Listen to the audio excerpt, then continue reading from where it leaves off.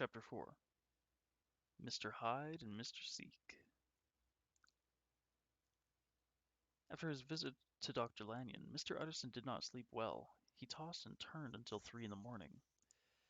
When he finally slept, he dreamed and moaned. Over and over he saw snatches of pictures, a child running, a man walking very fast, a collision of the two, the child on the ground with the man's foot about to descend on her arm, a new set of pictures.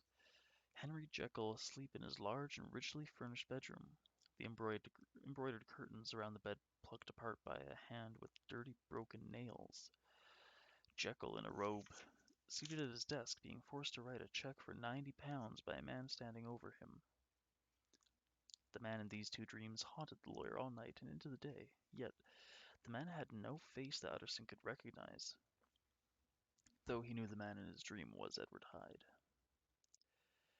When he awoke in the morning, Mr. Utterson made a decision. While the nightmares still had hold over him, he decided to see this Hyde for himself.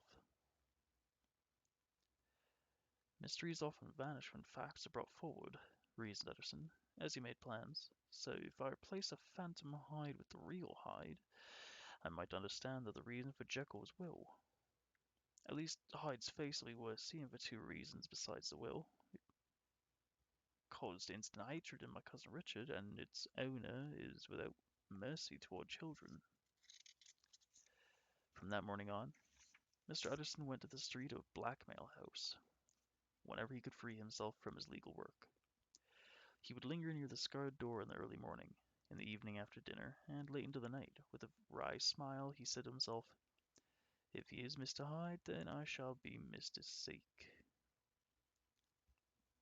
At last Utterson's patience was rewarded.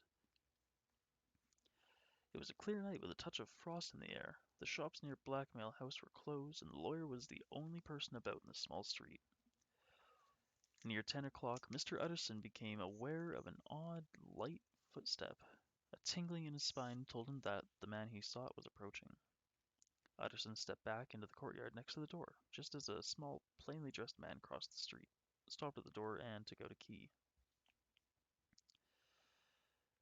Mr. Utterson came out of the gloom and said loudly, "Mr. Hyde, I think."